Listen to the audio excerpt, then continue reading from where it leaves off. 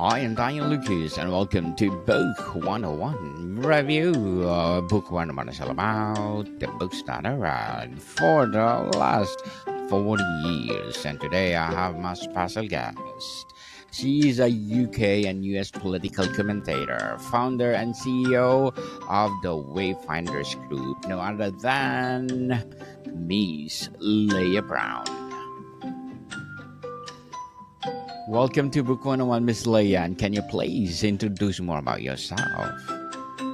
Oh, thank you so much for having me. My name is Leah, yes, and I rebuild trust when things get political and when egos get out of control. So I work as a lawyer and as a mediator, and I spend a lot of time helping people rebuild relationships.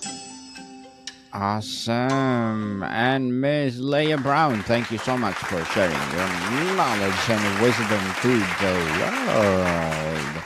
And today, let's talk about rebuilding trust in Britain's publicly funded institutions. What inspired you to explore the theme of rebuilding trust in Britain's public institution, and why this is conversation urgent now? Yeah, great question. So in October, I went to Johannesburg in South Africa to do a restorative justice initiative. And I saw the ways in which the communities in the townships were struggling to achieve justice. I saw the ways in which they didn't trust the courts and they didn't trust the lawyers. And the vigilante justice was really concerning to me because it's where people go when they don't feel like they are listened to. And I got back to the UK and I was thinking about how can I write up the impact of this trip? How can I write up all the ways in which people feel disengaged with politics and disengaged with the institutions that are supposed to protect them, that they pay their taxes to support. And I was alerted to this wonderful book called Truth and Repair by Judith L. Herman, which examines the criminal justice system in the United States. And it is a fantastic book about survivor-led justice. And I was so inspired by it that I used it as the base of the framework for what it would take to rebuild trust in Britain. Now, it's a slightly different context, but for those who know anything about Britain's politics, we've had a huge number of prime ministers in recent years. We've had a huge amount of economic upheaval, and we've had a huge amount of change, and yet the public are still not happy. And so this idea of repair is really central to the future of our society, change, and obviously economic growth. How do you find harm in the context of publicly funded institutions? Yeah, so that could be a relationship between the police and somebody that they have arrested, or perhaps where they have wrongfully arrested someone. We have stop and search powers that are quite controversial in the UK. It could be a doctor on a maternity ward who has not performed their role correctly, and so a baby has died. It could be a situation where an organization like the post office, where they have wrongly removed somebody from their role and stolen their livelihood and have to pay compensation to them, or the Windrush compensation scheme, where people who would come over on the Windrush, part of that generation, who had been denied their right to remain in the UK. And again, a compensation scheme was set up to support them. And the administration of that has broken down trust between the state and the people that it exists to serve. So harm is an express and an implied construct. It could be criminal, it could be civil, but it's any situation where an organization has done wrong by the people it is supposed to serve. Very well said, Miss Leah. Beautifully articulated. Can you share an example of a historical or recent institutional failure that particularly shaped your perspective? Yeah, so a few years ago, I think 8 years now, you might have heard that there was a tower block in North Kensington in London, and it had been fitted with external materials that were flammable. We call it cladding in the UK. Many of the other high-rise houses had also been fitted with a similar material, but the renovations to the property, which would have been slightly more expensive but would have saved lives, were not implemented. And so when a fire was caused in one of the lower flats, the entire building was enveloped in flames. People were instructed by the fire brigade to remain in their accommodation, and subsequently 72 people lost their lives. That is an example of an institutional failure where the government had a legal obligation to do right by its citizens for whom it had a duty of care, and it breached that duty of care on multiple levels, both prior to the incident and surrounding the incident. And there are many people who have been part of that experience who are still waiting for justice. They are waiting for an apology, they are waiting for compensation, and they are waiting to ensure that something like this can never happen again. Waiting for justice indeed. What are the root causes of declining public trust in the institutions like the NHS, local councils, or the justice system? I honestly think that we have a cultural problem with accountability. So if somebody does something that is wrong, they don't want to accept that they've done something wrong. They don't want to confirm to the person who has been wronged that they are responsible for the wrong that has happened, and they don't want to do anything to make amends for that wrong. They certainly won't apologize for it culturally. And so the number one challenge, I think, that causes a breakdown in trust is that unwillingness to take accountability for what has happened. Definitely. Accountability, people. Accountability indeed. What do efforts to reform institutions often fail, and what do genuine accountability look like? Well, often the way that people try to reform organizations is by chopping the head off, right? They throw the baby out with the bathwater, all those kind of idioms. But if it's a cultural problem, if you're not changing the way that the leaders who are responsible for running the organization think, you're just going to bring in leaders who thought the same way as the old leaders. I think it's a focus on relationship rather than a focus on hierarchy. I think we are very disconnected when we're talking about the state. You know, it's this kind of body, but it's not human. It doesn't have life to it. But actually, the state is comprised of institutions that are run by people. And so when we look at an institution through the lens of the people who are responsible for it, it suddenly becomes possible to attribute accountability and then get them to make decisions that are either right or wrong, that either improve or worsen a situation. And so if we really want to rebuild trust, we will create a forum where we are able to hold the leaders accountable for the decisions they make on behalf of the state, praise them when they are right, and sanction them or censure them when they are wrong. And there is no legal obligation for those leaders to take accountability at present.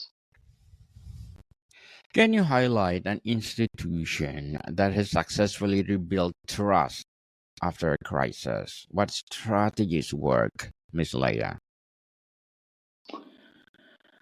So,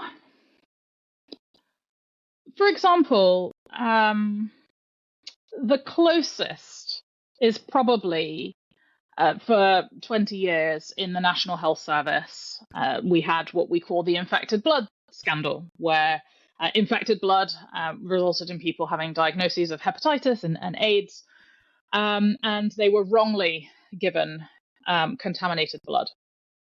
But great steps were taken to be able to take ownership. The government took ownership of that issue. And part of that not only accepted that the failure should have never happened, but it identified what the failure was, and then it apologized for it. What has not yet happened is to make amends for it, to create structures that don't permit those kinds of failures to happen again. And so I think what I would submit to you is that no institution has really truly adopted a restorative approach in the UK, because it is always left wanting to some degree. So if the framework for what is necessary is accountability and apology and acknowledgement and amends, the amends bit usually gets left off. So I would say, to answer your question, I'm not sure there is a perfect example. What lessons can Britain learn from other countries that have addressed similar institutional distrust? So I think a good example here is South Africa. And that's because post-apartheid, there's been such a huge focus on truth and reconciliation. But culturally, Britain has a problem with truth. I think South Africa has a problem with truth. In fact, I think every society struggles to stare at itself back in the mirror. I think that is human nature. I think we feel uncomfortable about things that have transpired in the past. And I think we like to think that if it was us living in history, we wouldn't make the same decisions. But history has shown that we would. And I think that these other societies, whether that's Northern Ireland, whether that's South Africa, any nation that has really been ripped, the fabric has been torn, and they've had to figure out how do we bring very different people together again, has had to grapple with a shared narrative of what is true. And that really is the starting point for any kind of reconciliation. Where is the common ground? What can we agree? And where would we collectively like to move from here? Miss Leah, how do scandals like Grenfell, False Office Horizon, or Windrush reflect systemic flaws in oversight and redress? Well, I don't know about you, but if somebody, I don't know, let's say you went to the supermarket and let's say you were in the frozen aisle. And let's say the frozen canisters had melted and there was water all over the floor and you fell and you broke your neck. I don't think you would want the supermarket to be responsible for deciding how much money they should pay you. What is happening in the way that the redress for these awful scandals are happening is that the same person who has caused the harm is responsible for deciding who gets the money and how much money they get. There is no independence. There is no independent oversight. There is no person checking the checker. It is just arbitrary, and it's problematic. And so, for example, if you're somebody who has suffered harm and you are not eligible for legal advice, or you cannot afford your own legal advice, the outcome that you get is going to be so materially worse that it represents in and of itself an injustice as great as the harm you have already suffered. And that is the way that the government responds to scandals in the United Kingdom. We call it the tortfeasor as compensator problem, because the same person who caused the harm is responsible for the compensation. And that doesn't really work because there's no adult in the room to say, this is how we're going to police this, and this is how we're going to make sure this is fair, and this is how we're going to make sure that we're not making the harm worse. Ms. Leah, as a UK and US political commentator, founder and CEO of the WayFinders group, what are your short-term and long-term goals? What are my short-term and long-term goals? Yes. Short-term, I would like to see a national restorative framework. We have what we call the Nolan principles for civic life that we expect politicians and civil services to abide by. I don't think people really understand what they mean, and I don't think that they understand how they sit alongside leadership culturally. And so I would like to see those improved to include some of these restorative principles so that we can work on relationships, because that is as important as the decisions that are being made. Longer term, I would like to see an independent office for institutional accountability. I would like us to be able to say that in a world where we have one of the best justice systems in the world, where we have a fantastic historical parliamentary system, that we can look in the mirror with good conscience and say confidently that we did the right thing because we had an adult in the room helping good decisions be made. And I'm going to be working with my team and in collaboration with a lot of other organizations to be moving forwards on this whole accountability for the government and what that would look like in the future. Good luck to your goals, Miss Leah, and looking forward for more success. What will be your piece of advice for those people out there who want to be a commentator as well as a founder and CEO?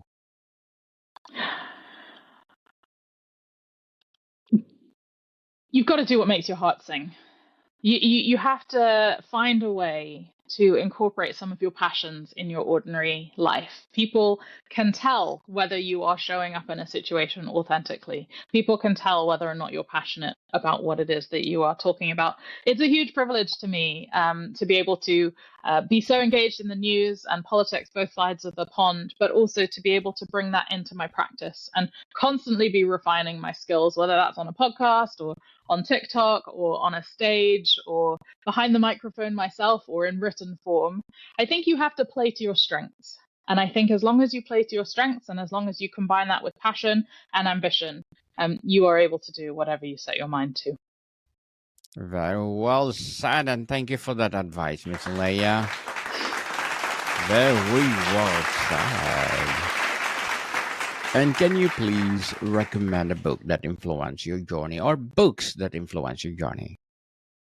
Well, as I mentioned, I think this book professionally, Truth and Repair, it has been really critical to my professional work. But personally, I just love Educated. It is one of the best memoirs I have ever read, and it has been really monumental in my own memoir writing journey. And I really think Tara Westover is just such a phenomenal writer and a brave woman, and I attribute my finding my voice to reading her book.